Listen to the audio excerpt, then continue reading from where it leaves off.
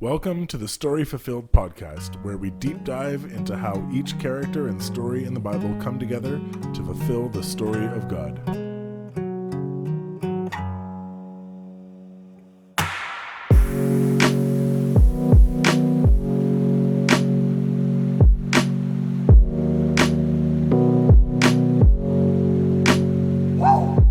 I'm Jay. I'm Fletcher. And I'm Abby.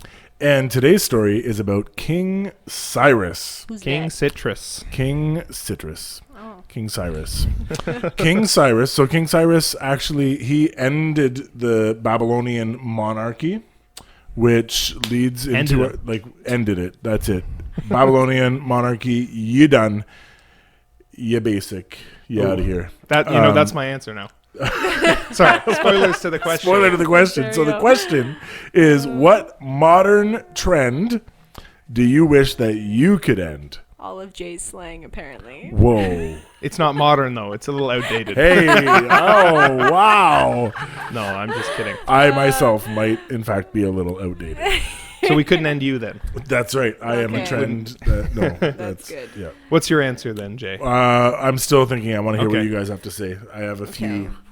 I think I'm going to go with the Y2K fashion. The return of Y2K fashion. I really hate it. It's What- just not a good What look are they on bringing anyone. back? What exactly Just is think the one? pretty much like Olivia Rodrigo. Like, I like Olivia That hurt Rodrigo. Fletcher. That but Fletcher's like, his what face. are you? But her every outfit she wears, just like the The big boots. the The big crop boots I don't and- like. And like the weird jeans, they don't flatter. See, I feel that goes back even anywhere, further and- That's than not just Y2K. Y2K, Well, yeah. maybe 90s. Yeah. Like, No, 90s is different because 90s had like the high-waisted jeans, which Right. look good on everybody. not me. No, on all women. Guys don't wear high-waisted high-waisted. jeans. Yeah. And the guys wear like these baggy things. Everything's just really baggy and not, I don't know. I don't think that's don't coming know, back. man. I think that No, would it ended in the is, Y2K. man. No, man. No, it I know. is There is like definitely a back. kind of a retro It's look terrible. that's making. It's not my Making favorite. a comeback. Yeah.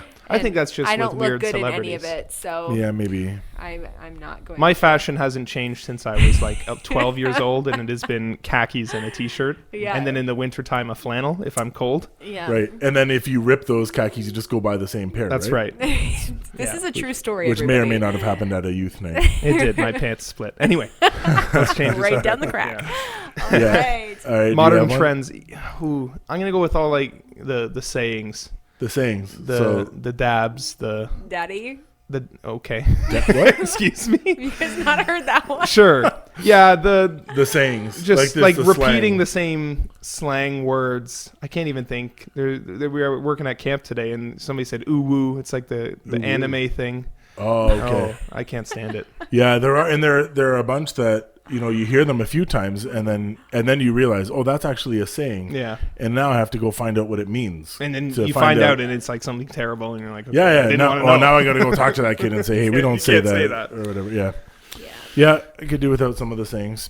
I'm gonna say the TikTok dances. Ooh, Gosh, that's controversial, man. I know. TikTok dances. I know, but it's like I don't. You want like original dances. People have to be creative and come up with their own, Well, not copy the I same. just don't know why I need to see the same thing done by 300,000 yeah, different So people. really, you That's a just good want to like stop trends. Let's kill them. I mean, Kill the trends. maybe. I don't Jay know. wants originality. Everyone be original. You Just only do your want to own see the thing. dance once. I only what? Maybe You should put like a TikTok filter on where some it's of the like, dances I don't even only want to see one once time if you we're wanna see honest. the But song. yeah, Yeah. Okay. yeah. So Any trend. maybe I sound like that grumpy old man who's no longer trending. That's funny. We'll cancel Jay now. Bye, Jay. That's right. Yeah, there's a trend. Let's kill the cancel culture. There you go. Perfect. Okay, so if you have some ideas of some trends that you would like to see ended, let us know, especially in our socials. I'm sure we'll have a question in our Instagram asking about that. I was going to say, I think we've done a couple trends in our We- Instagram reels. Oh, no. Yeah, we're going to Jay have doesn't to like our social media. re-examine. We already know that. I did want to so. exile our social media Yes. manager. That's right. So as always, we do encourage you to read the stories for yourselves that we cover throughout the podcast in order to get the whole picture of what is going on. And today's story is actually one that takes place in a book that you may have read throughout the last season, because it's in the book of Ezra. We talked about Ezra last season, and it also, some of it takes place in the book of Isaiah as well. So last week we were in the book of Daniel, and we were talking about King Nebuchadnezzar of the Babylonian Empire. Did we have a nickname for him like we do with all the other weird names? I think we just For who? struggled. King Nebuchadnezzar? Yeah, we just King struggled. Neb. King Neb. We struggled to say all the weird names. We had King like Neb. Obama. We had Yeah, that's right. So this week, well, as we're recording this, VBS is actually happening, and the first day of VBS, we were doing a video. We're looking at the life of Joseph, and Potiphar came up, and he got a nickname. And I love the. Do you know the nickname that he got? No, I'm just guessing it. Is it the same nickname as our award show? It's very close. Potty turd. So Potty turd got called Potty turd, and I was like, we need to do an episode on the Story Fulfilled podcast about Potty turd. There actually Tune might be in. one coming I up think next, Potiphar's- There next you go. season. Spoilers. He's gonna make That's okay. make an appearance. Potty turd will make an appearance.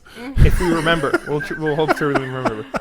Right. So, all of that to say that this week we are talking about the king who conquered Babylon, and he founded the Achaemenid.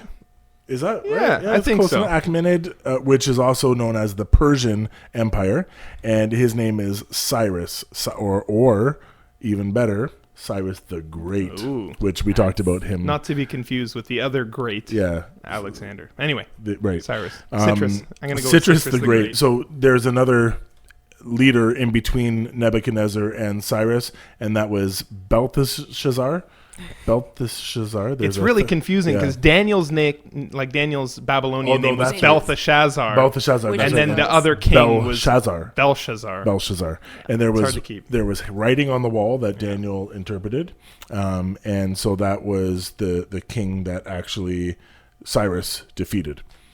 So timeline-wise in the Bible, we're actually only moving forward a few years, and Daniel is actually said to have served Cyrus. So he's actually served all three leaders in this time frame. Important guy. Yeah, and I mean, and that this will come into play as we talk, but Daniel has a godly influence on those around him, and so we see that, I think, taking place. We saw that especially last week, Nebuchadnezzar, and now we'll see, I think, maybe what he had an impact on Cyrus. Absolutely. Yep. And so Cyrus is also, he's mentioned in Isaiah, in Chronicles, and also in Ezra. Wow. He's all over the place. He's all over the place. Nice. Well, he was the great.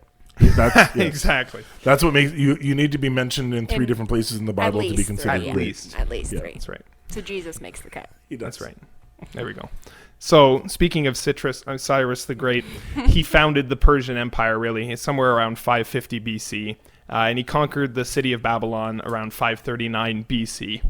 The Persians held the largest empire in the world for that time. Like, up to then, it was the largest empire in the world. It went from Egypt in the, west, all the way to the Indus River in India in the east. It was extremely huge, massive. And then it was conquered by the other great, Alexander the Greek. Anyway, so that's when they got destroyed. But that's later. That's not for today's story. Right. Today's is about the Jewish people returning from exile, which happened in 338 BC after Cyrus's decree. Yeah. Yeah, so Persia is more commonly known now as Iran, and the Persian Empire stretched from Egypt to the Indus River, which is what Fletcher said, and the capital was Persepolis, and it was built by another great. Did you practice? No. Oh. I'm just that good. That's, yes. Another great. There we go. Darius the Great. Darius the Great. And some other important cities that you might actually recognize were Susa and Parsargadae. Yes, so the important cities.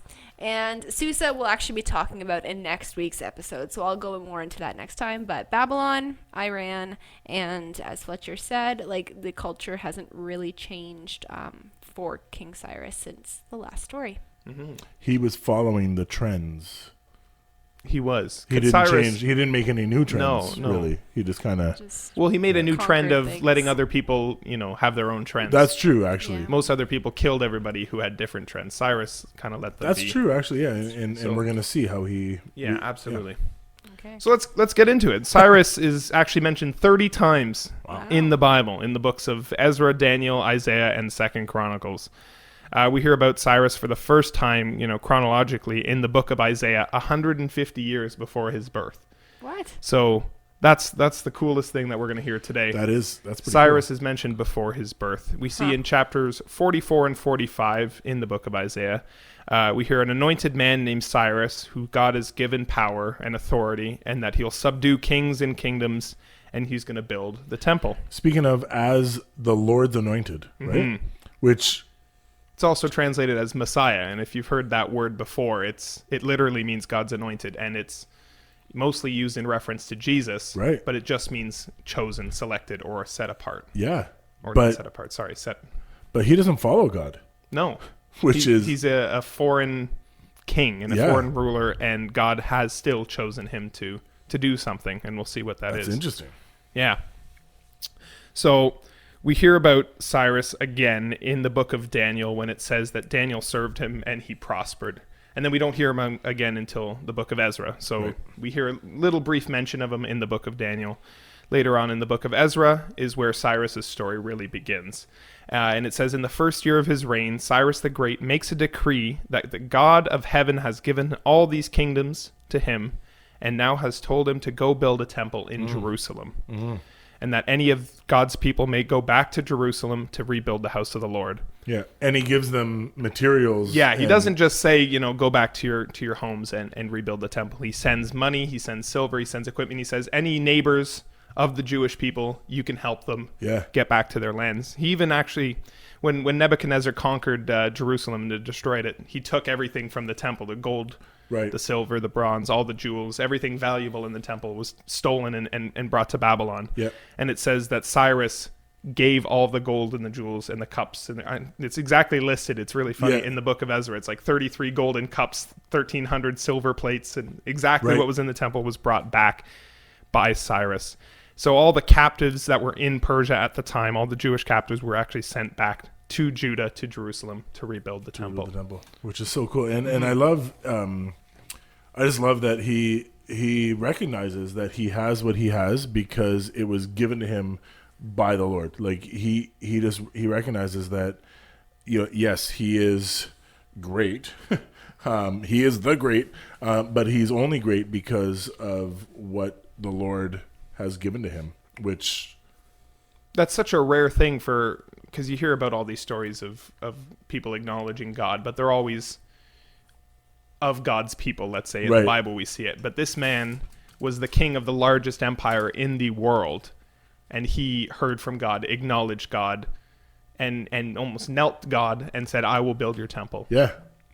And was called to do that 150 years in the past. Which, unimaginable. I doubt that he would have actually read Isaiah. Yeah, exactly. To say, oh, well, the prophet spoke of me before time by name, and said that I feel like I'm if he did, that would have made him like super conceited. Right. Can you imagine? Right? Yeah, I'm the prophecy child, the chosen one. Yeah. I'm the Messiah. Yeah.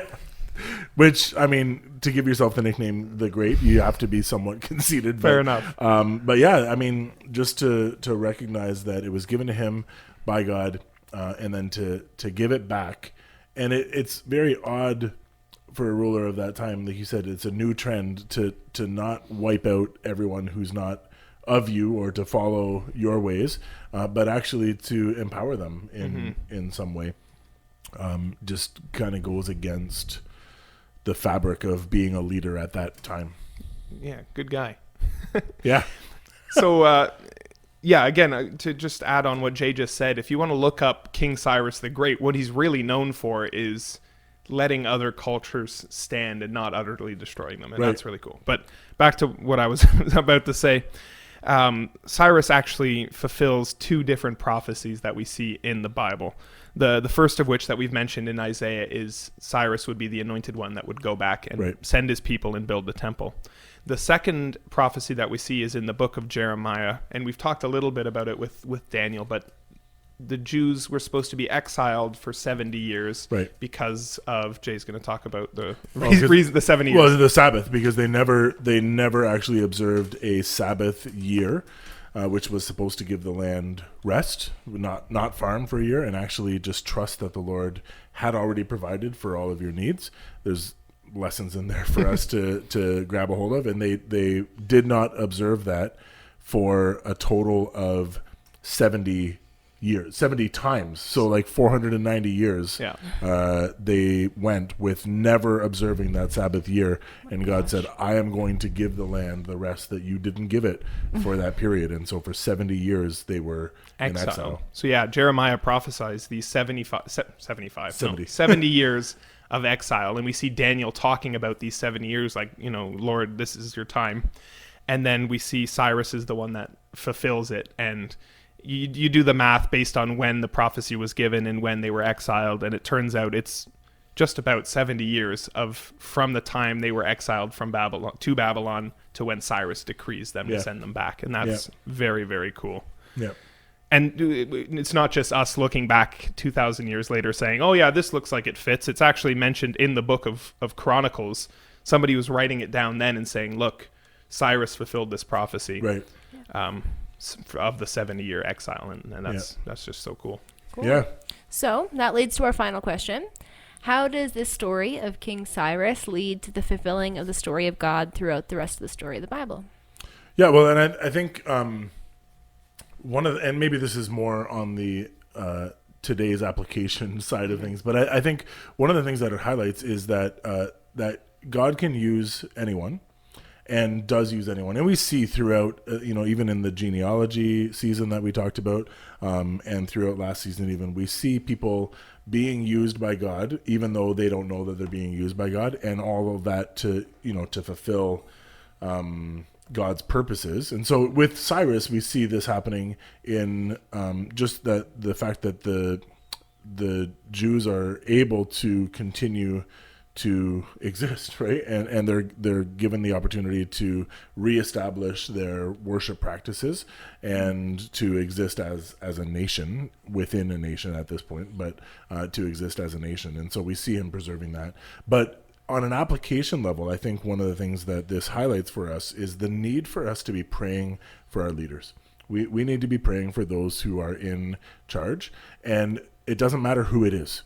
Because throughout the Bible, you're never going to find a decree that says that the conservative party or the liberal party, or if you're American, the Republican or Democrat, that they are the people of God, or they are God's political chosen people. And we may see ways that different parties line up with some of our own ideologies, but that really doesn't mean. So thinking of like what Jay has been saying and the role of our role in terms of leadership in our country, let's say, our role is not to overthrow. Our role is to honor them and to pray for them. In the end, is the main goal of what we're supposed to be doing, is praying for them and knowing that God has ordained their leadership. Right. And what can our role be in that? Right? Which also, it doesn't mean that every decision that they make is going to be one that we agree with, or one that honors God. But if we continue to do our due diligence to pray for them, then we're honoring them as our leaders, and we're honoring God and trusting that He sees the bigger picture in all of it, and He knows what's best. Yeah. That's just my reflection on that. Right. Okay. Well, I guess that concludes our episode for today. Awesome. Hope to see you next week. Bye for now.